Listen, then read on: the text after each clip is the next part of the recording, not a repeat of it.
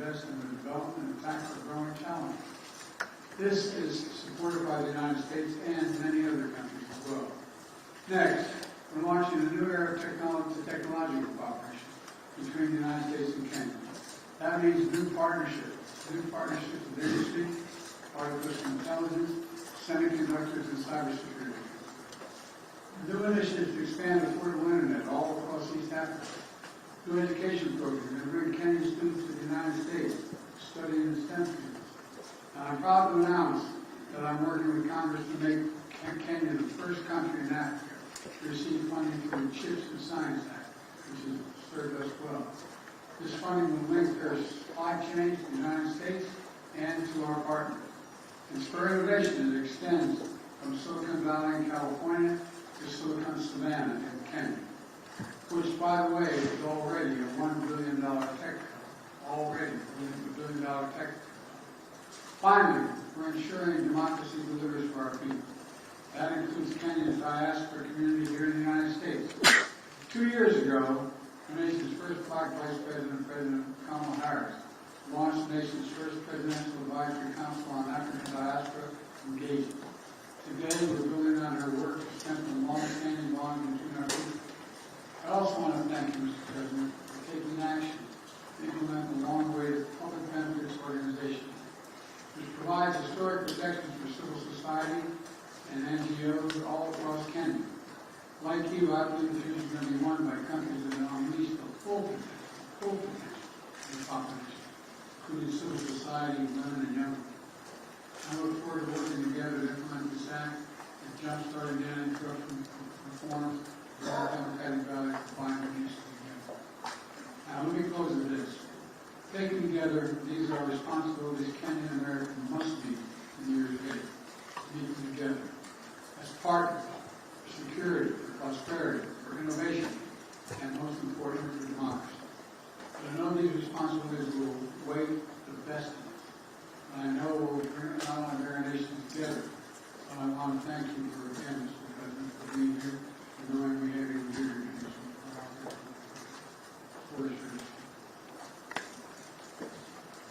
Thank you, Mr. President, and I want to, in a very, very sincere way, thank you, Mr. President, for inviting me to make this visit to the United States. On behalf of the people and government of Kenya, I also take this opportunity to express my deep gratitude for the warm welcome we have received on our arrival and the excellent hospitality of the American people.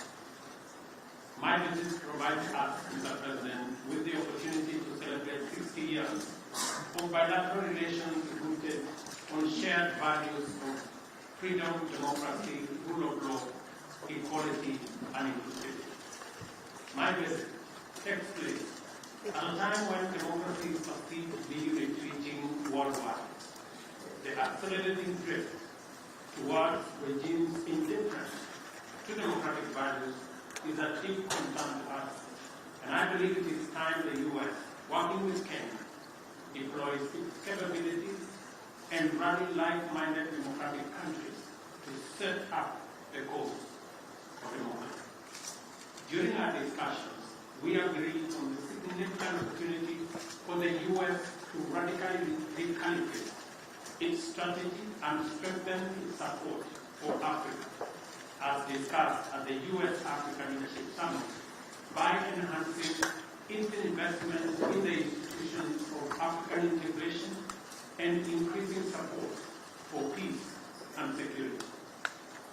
As we take this historic step of elevating our partnership to be more effective in addressing global challenges, it is important for us to appreciate that many countries in Africa, including Kenya, are struggling with an overwhelming convergence of multiple shocks, including extreme climate events, justice stress, and the disruptive upheavals in Europe and the Middle East, whose cumulative impact is to divert national resources for investment in people and economic growth into managing climate-induced crises and solving sovereign debt. For this reason, I have underscored the imperative for our partnership to facilitate recovery from these multiple crises, and particularly for the United States of America to take a leading role in a comprehensive debt resolution framework by doubling contribution to the concessionary financing window of the World Bank, and also to work with the IMF on rechanneling SDRs to institutions like the African Development Bank to further leverage on private sector funding to support countries. Unless this is done, and done immediately, the values of freedom, democracy, and the rule of law are in great jeopardy. On regional peace and security in the Horn of Africa and the Pacific region, I express optimism that Kenya and the US will innovatively design appropriate defense and security frameworks to help Kenya as the anchor state and the region in general to deal with the peace and security challenges that are undermining human well-being, slowing down development, and also having a negative impact on democracy. We affirm our mutual commitment to the stabilization of Haiti through the multinational security support mission. The Kenya-UN Climate and Clean Energy Industrial Partnership we have just committed to is an encouraging milestone on our collective journey and builds on the paradigm shift we have inaugurated at the Africa Climate Summit in Nairobi last year. Accordingly, Africa's resource potential is a huge opportunity to deploy U.S. technology and investment to catalyze unprecedented growth through green industrialization. We've also agreed to hasten the renewal of the Africa Growth and Opportunities Act to sustain the rising momentum of our investments and exports in the manufacturing space. Similarly, we agreed to undertake sustainable green growth by facilitating conclusion of our strategic trade and investment partnership alongside the renewal of AGOA. During our discussions, I witnessed firsthand President Biden's and the U.S. government's determination to make our partnership work and resolve to spread and deepen the roots of freedom, democracy, security, and prosperity throughout the world. As my visit comes to a close, I am confident that our engagements have laid a solid foundation for us to continue the good work we have begun with stronger faith and greater hope for success, because in Joe Biden, Kenya and Africa have a strong and committed friend. I thank you. Thank you, President. You are a friend, and you know, Africa, 2 billion people. The idea that you can ignore it makes no sense at all. First question, Michael Wilner from Clashton.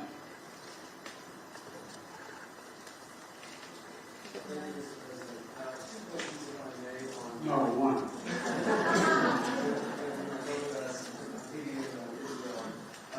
Your administration went on a worldwide search for security forces, Vietnamese forces, and potentially Canadian, Chilean, any but American forces, to stand up this multinational security support mission for Haiti before Kenya stood up to lead. Can you explain why it is that you believe, on the one hand, that this issue is so critical, and on the other, why it is that we have categorically ruled out contributing U.S. forces to this effort? Is it your goal to keep back with these things, or to continue? And on Israel, does the United States... I'll answer your question.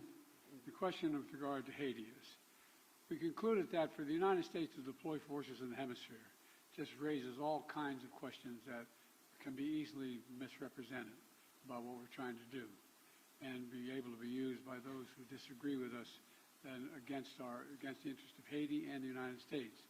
So we set out to find a partner or partners who would lead that effort that we would participate in, not with American forces, but with supplies and making sure they had what they needed. And so, I'm very grateful for President Ruto's leadership here. multinational effort, but Kenya's willingness to really lead this matters. You're not the only country, but you're leading this effort. And there's going to be U.S. forces, none on the ground, but we're going to supply logistics, intelligence, and equipment. Matter of fact, some equipment has already arrived. And Kenya is stepping up with police, and other countries plan to do as well. The United States is going to support the collective effort here. And of course, Kenya won't be going it alone. We're working with Congress to provide $300 million to MSS mission and an additional $60 million for equipment assistance. And we've received and are continuing to bring major contributions from other partners in as well. President Ruto and I agree that Haitian people deserve better. They deserve peace and security, and I thank him for taking on this responsibility, but we have his back and we're there all the way.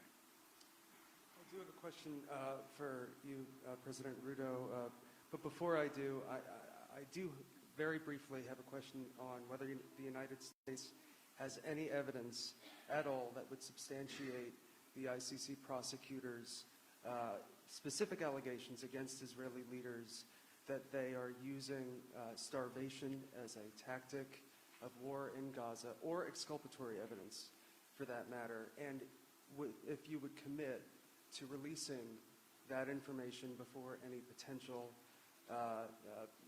issuance of ICC arrest warrants. And President Ruto, the mission that Kenya is about to lead in Haiti is obviously a support mission that is well known, but the fact is that Haiti's national police have been internationally funded and trained for some time, and nevertheless have obviously failed to beat back these gangs. Will Kenyan forces, in partnership with the MSS, be out front in the fight against these gangs, or will they be a static force behind the HNP? And are you concerned about casualties among the Kenyan forces? Thank you very much. Kenya believes that the responsibility of peace and security anywhere in the world, including in Haiti, is the collective responsibility of all nations and all peoples who believe in freedom, self-determination, democracy, and justice. And it is the reason why Kenya took up this responsibility, because we have been participating in peacemaking, and we have been participating in peacekeeping over the last 40 years in 47 countries, including very difficult neighborhoods like what we're going to face in Haiti. We are going to take up that responsibility alongside the Haiti police, and we have clear modus operandi, how we are going to relate with the situation on the ground that has been agreed under the United Nations framework. So we are looking forward to this deployment because we believe that the women and children in Haiti deserve peace like all other women and children and people around the world. Look, we made my position known on ICC. You guys never keep the deal, but that's okay. We've made our position clear on the ICC. We don't recognize the jurisdiction of ICC the way it's being exercised, and it's that simple. We don't think there's an equivalence between what Israel did and what Hamas did. Okay, next. Do I ask the next question as well? Let me ask Ayub Abdikadir from Kenya for the next question. Is Ayub? Oh, yeah, Ayub. Thank you, Mr. President. Thank you. One question, and this is on Haiti. President Biden, Kenya is rather doing the heavy lifting in a turbulent region, Somalia, South Sudan, the Democratic Republic of the Congo. Washington, as you have mentioned, has committed millions of dollars for the cause in Haiti. Isn't it ironic that while America is ending its forever wars in Afghanistan, the latest in 2021, under your leadership, when you withdrew troops from Kabul, and that you are committing Kenya to another foreign wars 12,000 kilometers away from Nairobi? I mean, why the discrepancy? Why the dichotomy? while you are ending your forever wars, overseas wars, yet you are committing Kenya to Haiti. Can you explain that? Very easily. There's a reason why Afghanistan has been known as the graveyard of empires. The likelihood of anybody uniting Afghanistan is highly, highly, highly unlikely, number one. Number two, there are ways to control ISIS other than occupying Afghanistan. It was an unnecessary need. Now, with regard to Haiti, Haiti is in an area of the Caribbean that is very volatile. There's a lot going on in this hemisphere, and we're in a situation where we want to do all we can without us looking like America once again is stepping over and deciding this is what must be done. Haitians are looking for help, as well as the folks in the Caribbean are looking for help. And so we checked out with a number of other countries. The one who stepped up was Haiti. We committed to provide the wherewithal, the intelligence and equipment and the like to Haiti. And so it's a logical thing. And you have a first-rate capability, and you keep your word. That's an important dynamic. I agree with President Biden that Kenya's participation in Haiti is not so much about what happened in the past. It's about what we believe in, the peace and security of humanity. And we don't find that the U.S. is committing Kenya because the U.S. cannot commit Kenya.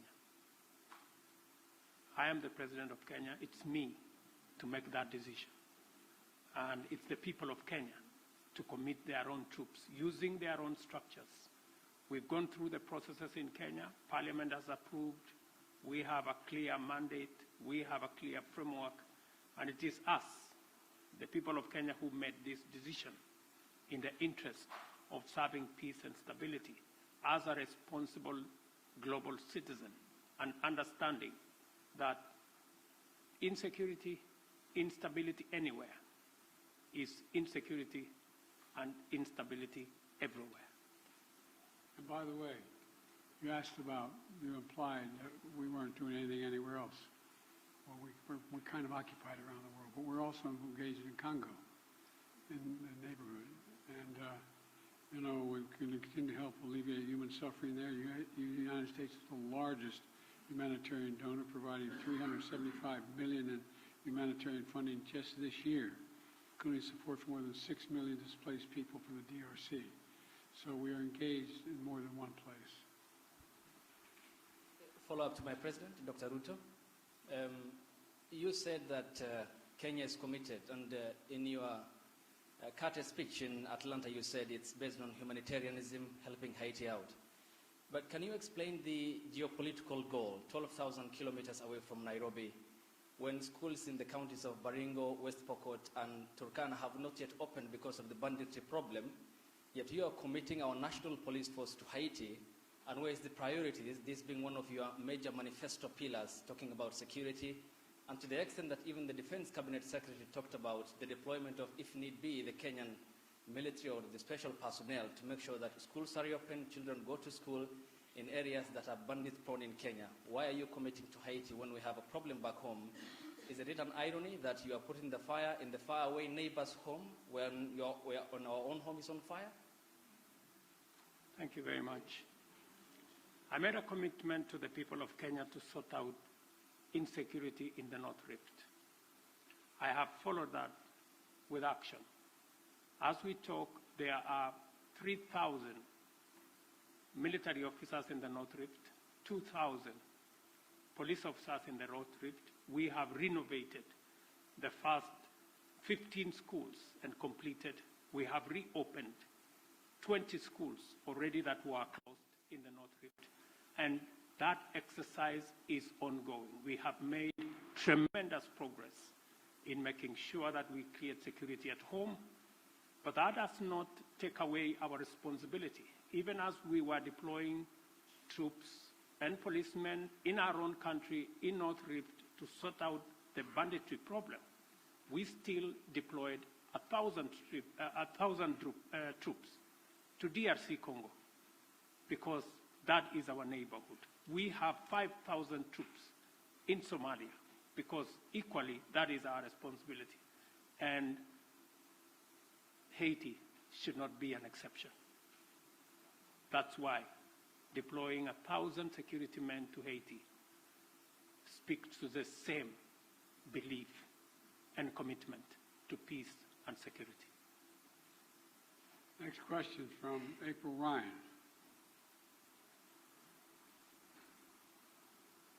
Mr. President, President Biden, President Ruto, thank you. First of all, when you talk about Haiti, President Ruto, you said Haiti is a collective responsibility for all nations. And for you, Mr. President, President Biden, President Ruto, do you believe that these nations can break the back of this militia that has gripped the nation there? And also, when it comes to Congo, thank you, Mr. President, for bringing up what the United States is doing for the Congo, especially as that flag was behind you at Morehouse. Mr. President, could you tell me what the African Union is doing, as well as Kenya is doing, when it comes to the humanitarian crisis in the Congo? Thank you. What was my question? Sir, your question was Haiti. Can the United States and Kenya, or the nations collectively, break the backs of this coordinated militia that has the grips of the nation? That nation. Thank you. Yes.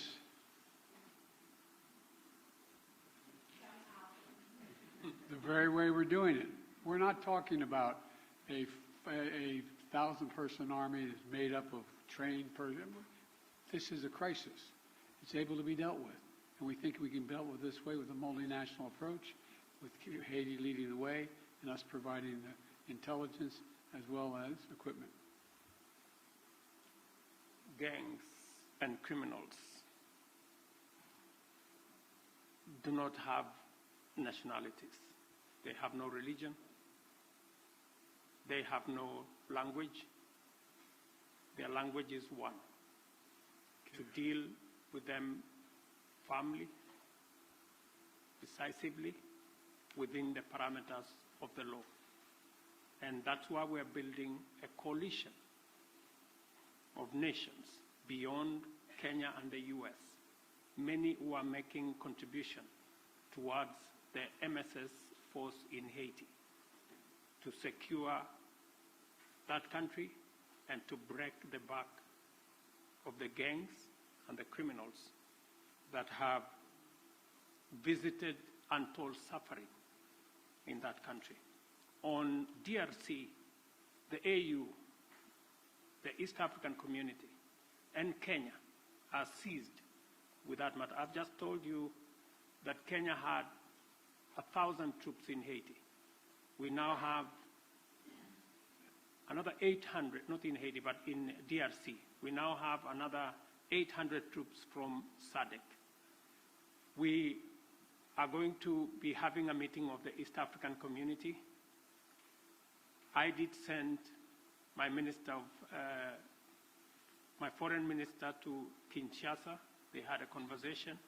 And shortly, we will be looking at how to begin the dialogue process under the Nairobi process, because we believe there is no military solution to what is going on in DRC, but instead, dialogue should be able to give us the necessary momentum and outcomes that would settle the matters in Eastern DRC.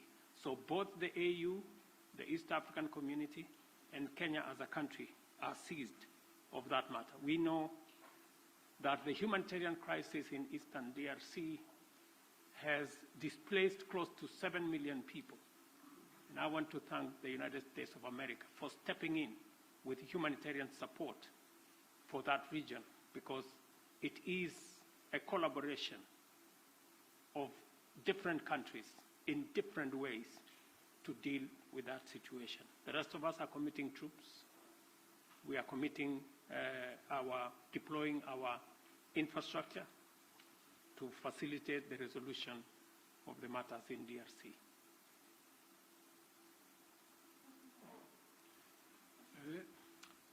Let me ask Nancy Agutu from Kenya.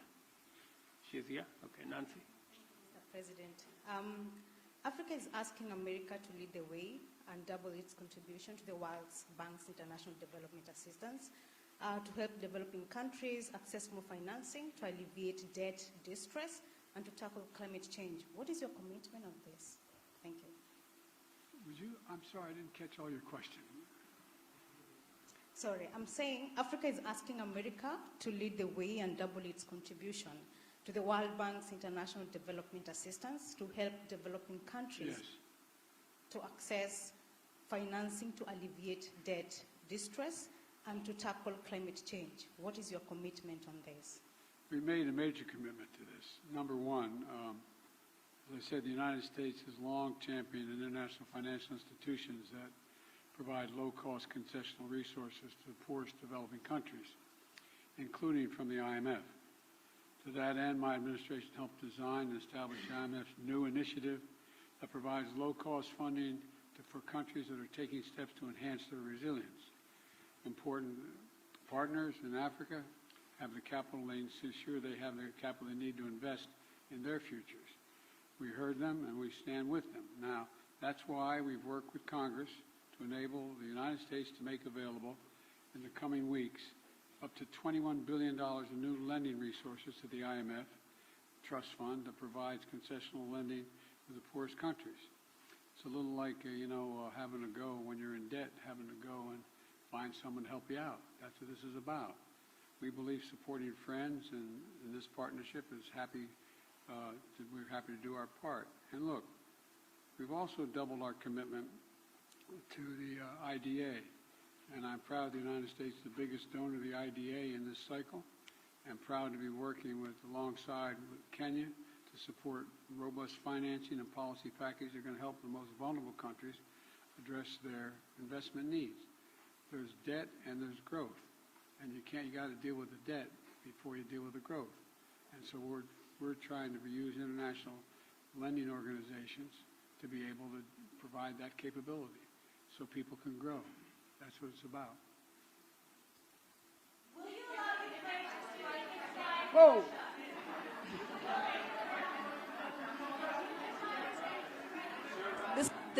This concludes the press conference. Thanks, everybody.